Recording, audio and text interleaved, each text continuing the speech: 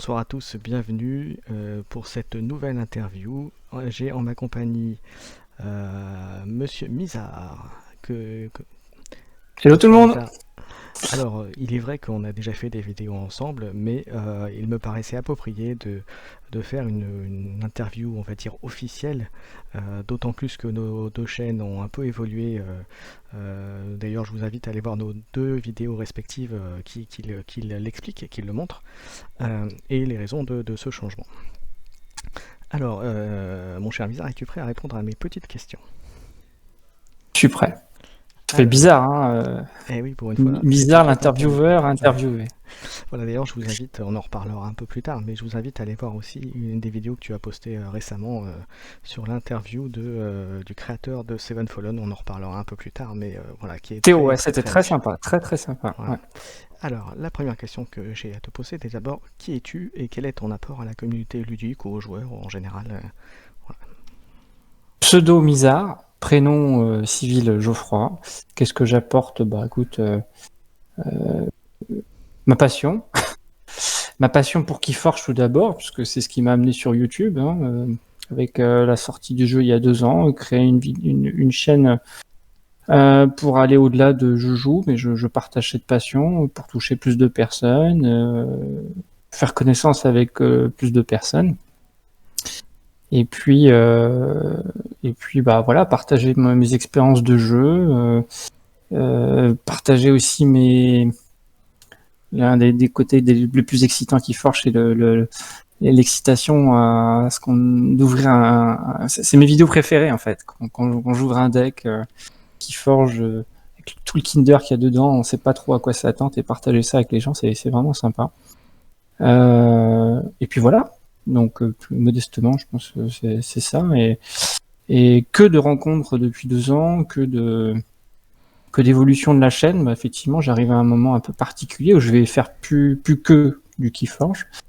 Donc D'ailleurs, c'est il faut le dire, on s'est rencontrés avec ta chaîne en fait au final, hein, parce que c'est, et, je crois, on a ouais, répondu un petit peu sur le chat, je crois, de mémoire, en répondant en commentaire, on a commencé à prendre contact et puis après, bah voilà, de fil en aiguille, exactement. on Non a mais fait des tu choses es le ensemble. parfait exemple de ce qui fait l'intérêt d'aller beyond des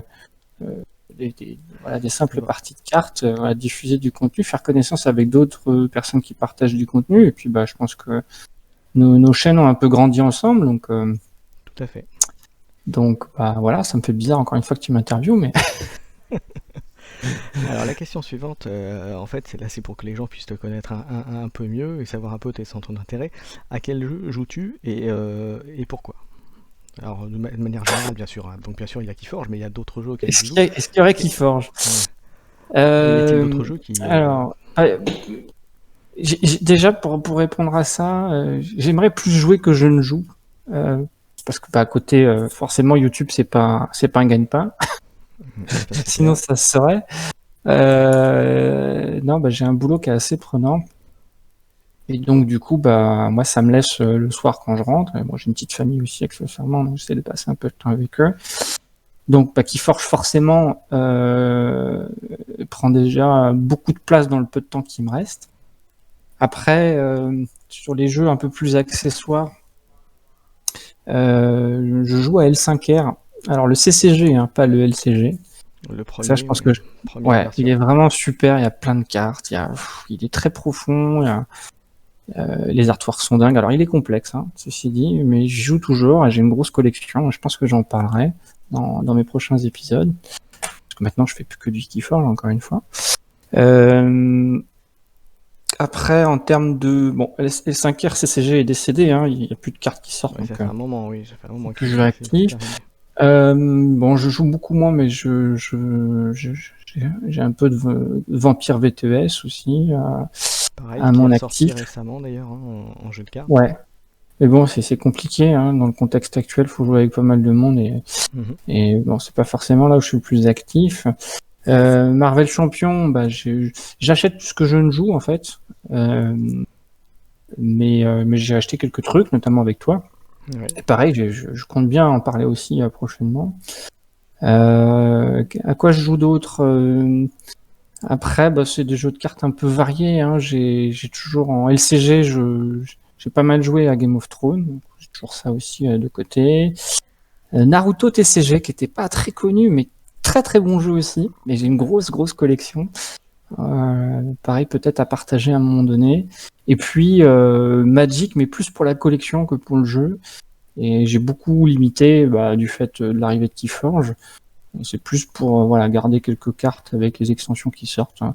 Donc finalement, pas mal de choses. Et je conclurai ici sur Warhammer Underworld, où là on a une mélange entre jeu de figurines et jeu de cartes, qui me fait encore un peu avoir un point d'attache figurine, puisque avant de faire les jeux de cartes, j'étais très figurine. J'ai commencé avec Confrontation, j'ai fait pas mal aussi de Warhammer,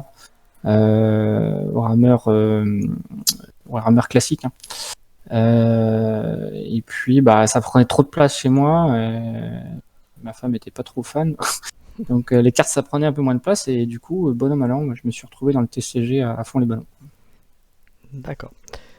Alors, ensuite, sur donc, les jeux auxquels tu as joué, à qui en l'occurrence la Keyforge par exemple, ou même L5R, à qui tu les conseillerais à tous les amoureux de jeux de cartes en général, ou est-ce que tu crois que ça peut être joué à d'autres personnes qui ne seraient pas forcément de cet univers? De toute façon, ça c'est une question, ça va être très subjectif, quoi. J'ai envie de dire, tous ces jeux-là, ils sont super intéressants. Je conseillerais bien sûr aux gens de se mettre à des jeux qui sont encore actifs. Hein. Quand on parle des SACR CCG, du coup ça reste un jeu de niche, il n'est pas toujours accessible pour tous. Faut aller acheter un peu sur le bon coin, sur eBay, et puis encore on n'a pas tout ce qu'on veut. Les jeux qui existent encore, donc à qui Forge tu conseillerais ça à qui? Tout le monde. ma fille y joue, ma fille a 12 ans. Un jeu familial, on va dire. Tout âge, toute personne. Alors familial, je sais pas. Hein, c'est pas le jeu de cette famille à jouer avec papa, maman, mais il y a aucune contrainte, aucune limite. Hein. Je pense que c'est vraiment un jeu qui est fait pour tout le monde, avec l'avantage de contrôler le budget, avoir un deck unique, clé en main, donc vraiment très bien. Magic, quoi qu'on en dise, c'est quand même. Ça reste une référence et puis ça reste abordable tout le temps, donc. C'est pour moi ça, voilà, c'est commencer par Magic, c'est très très bien. Hein. C'est le jeu le plus solide. Il y a pareil. Hein, bon, c'est la faiblesse de Keyforge aujourd'hui. C'est la force de Magic, hein, le online. D'accord. Donc surtout dans le contexte actuel, les joueurs de Magic ils s'y retrouvent énormément avec le support online. Et oui, en sachant que Keyforge, on peut sur le support de Crucible Online jouer aussi. Hein. Ah oui, tu as raison, mais après, de manière plus... C'est pas officiel. Voilà, non professionnelle, qui est très très bien quand je dis ça, hein, mais il n'y a pas de leadboard, il n'y a pas de compétition, ça reste de l'amateurisme. Hein. Et enfin, dernier jeu qui est encore en cours, dont on a parlé, c'est Marvel Champion. À qui tu pourrais conseiller ce jeu-là? Tous les fans de Marvel, de DC... Et puis après, à tous ceux qui aiment bien aussi le... Tu vas pas te faire que des amis, parce qu'il y a des gens qui supportent pas du tout l'univers Marvel et d'autres qui adorent l'univers DC et vice-versa. Donc, Ouais, c'est là où je dis de toute façon, tout ça c'est subjectif. Hein. C'est difficile à dire à qui ça va plaire, qui ça va pas plaire. Forcément, à ceux qui ont l'habitude de lire ce type de bande dessinée. Je sais même pas si on peut appeler ça de la bande dessinée. Hein. Je voudrais pas me faire aussi des ennemis là-dessus. Mais aussi à ceux qui aiment bien jouer solo, parce que ce jeu, c'est vrai qu'il y a pas beaucoup de jeux de cartes qui jouent solo, la plupart c'est des jeux multi, alors que là je pense que c'est ce qui fait que ça marche bien, que on n'a pas parfois la contrainte d'aller chercher le copain qui est pas là, qui est pas toujours dispo. On peut jouer solo. Voilà, on a un deck méchant, on a un deck héros, puis on est parti, on joue comme ça. Parce que Marvel Champion, là, on peut jouer de 1 à 4, donc solo, fait partie. Voilà. Et ça marche très bien, hein. Ça marche très bien. Il faut savoir qu'on parlait tout à l'heure de The Crucible, qui était une application non officielle pour jouer à Keyforge, et vous avez l'application OCTGN aussi, où vous pouvez jouer à Marvel Champion, pareil, qui est une application non officielle. Voilà, donc il y a un petit peu de travail à faire au départ, mais vous pouvez aussi jouer là-dessus. Puis dans la même veine, moi j'y joue un peu moins, t'as le Seigneur des Anneaux et puis le Call of Cthulhu. Là. Oui. Comme jeu solo LCG qui marche très très fort et qui ils ont beaucoup d'extensions qui sortent régulièrement, donc ça c'est plutôt pas mal pour des joueurs qui sont un peu isolés, surtout en ce moment. Ouais, ça fait le taf, hein. Donc plutôt bien, Magic pour commencer, un petit LCG, puis on est parti. Hein. Puis bon, bien sûr, après il y a la grosse nouveauté Seven Fallen que je recommande fortement.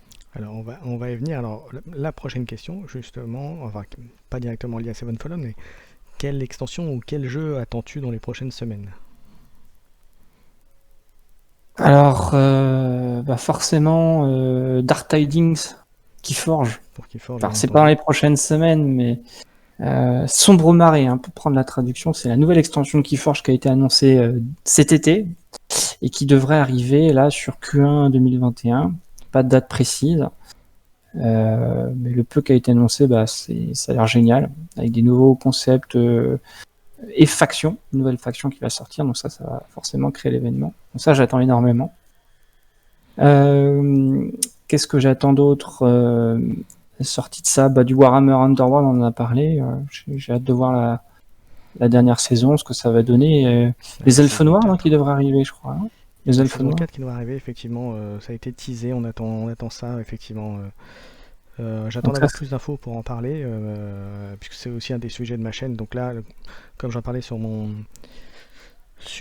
petite vidéo d'évolution de la chaîne, c'est quelque chose dont je parlerai plus sur Twitch que sur la partie YouTube, puisque je fais le support de Warhammer Underworld Online, donc sur la version PC.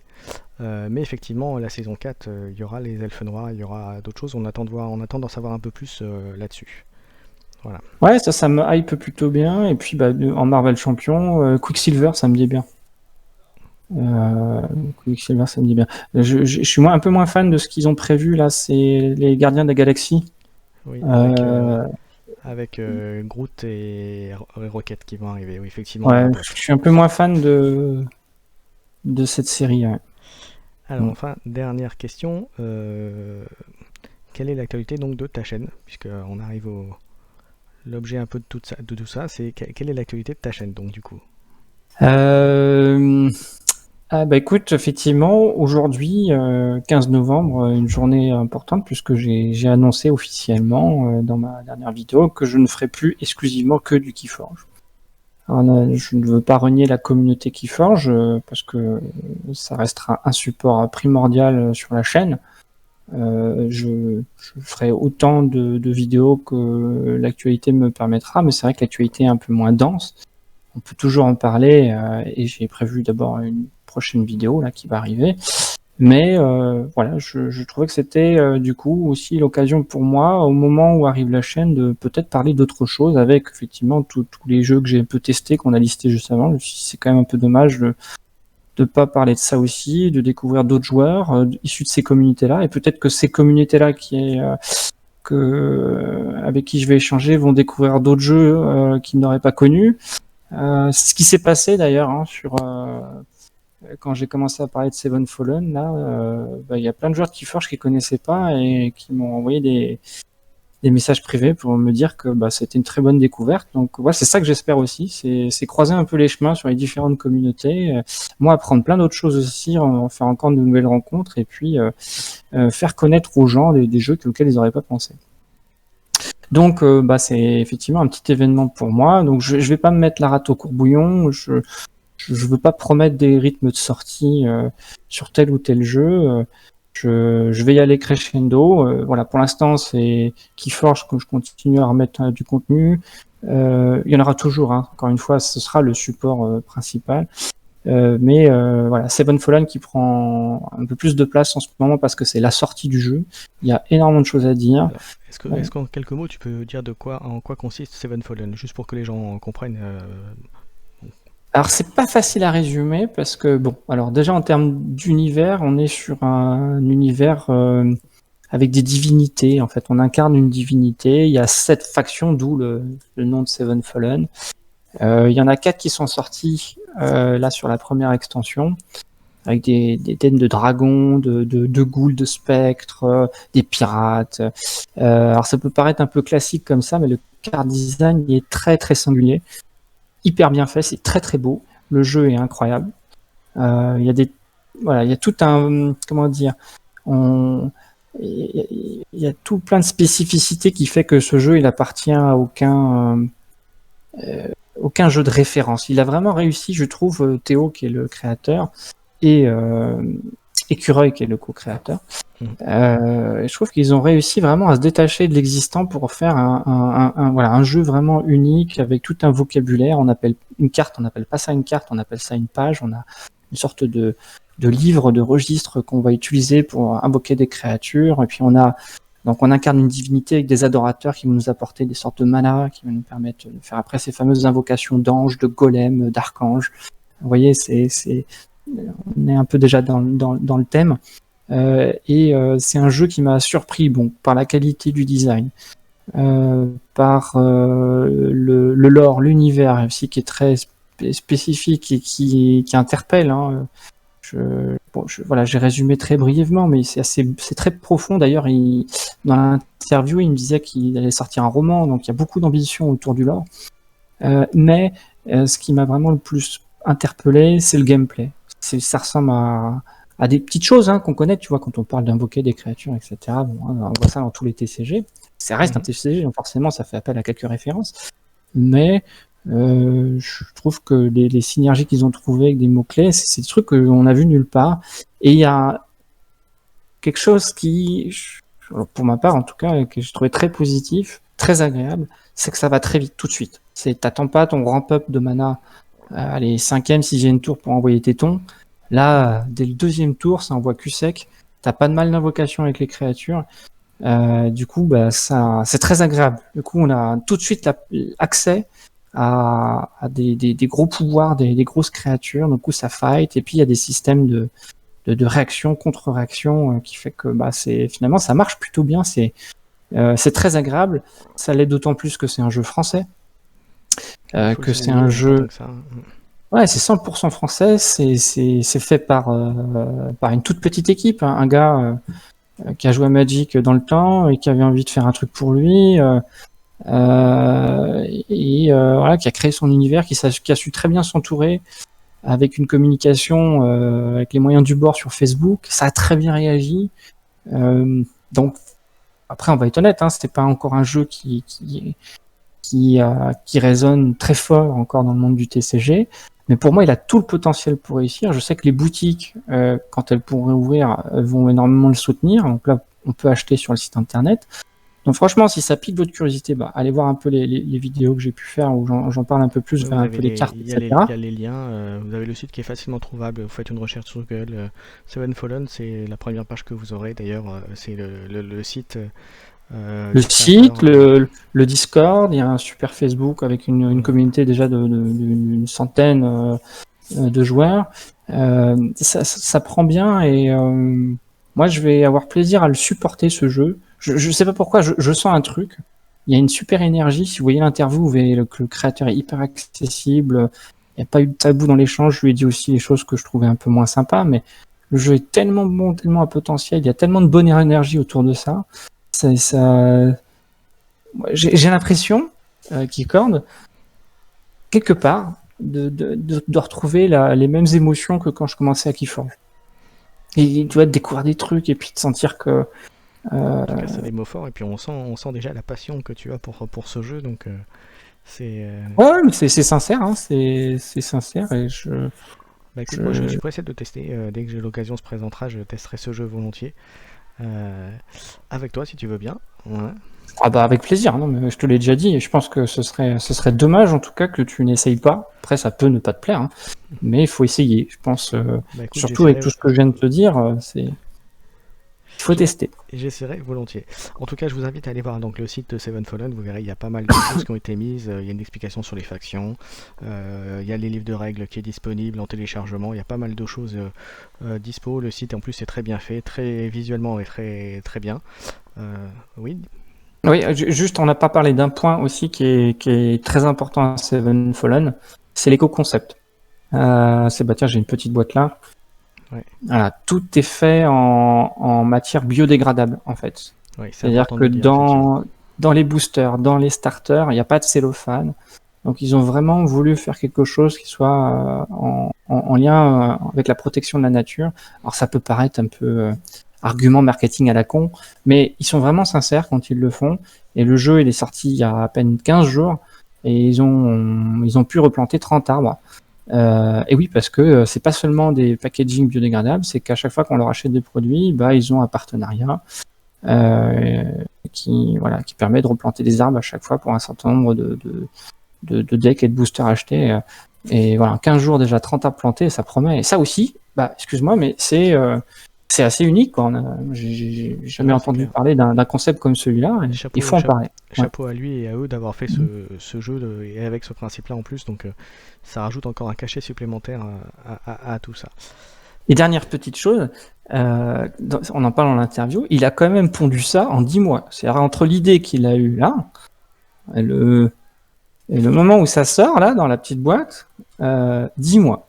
Donc le gars, il a cru en ses rêves. Après, il a mis de l'argent aussi sur la table, mais faut oser, quoi. Hein. Tout dans le contexte actuel, c'est pas simple. Et il faut croire en ses rêves. Alors, bien sûr, tout n'est pas gagné, mais il est déjà rentable sur son investissement. Maintenant, tout ce qu'il va gagner, réinvestir pour continuer à développer le jeu. Et donc, ça promet. Ah, c'est très chouette. C'est très chouette. Donc, vous voyez. Donc, et je vous invite donc à aller voir la chaîne de mon camarade Mizar, de la suivre, de vous abonner si c'est pas déjà le cas. Pareil pour la mienne d'ailleurs. Hein, si n'hésitez pas non plus. N'hésitez pas à mettre vos commentaires, à mettre des commentaires sur les vidéos de mon camarade Mizar aussi. Hein. Vous êtes les bienvenus. Et puis, je vous donne rendez-vous pour une prochaine vidéo. Alors, dernière petite chose, mon cher Miner, un petit dernier mot. Merci à toi, Kikor, merci pour cette initiative, ça fait plaisir, c'est bien de se retrouver de l'autre côté de la barrière. C'est ça. Et puis écoute, au plaisir de se reparler très vite et de se refaire des vidéos, on a pas mal de projets ensemble, donc tout à fait. À suivre. Tout à fait. Allez, sur ces belles paroles, je vous dis à bientôt. Et quant à nous deux, nous on a un rendez-vous, mais sur un autre jeu là, tout de suite maintenant. Allez, à faire un peu d'Apex. Allez, ciao tout le monde. Bye.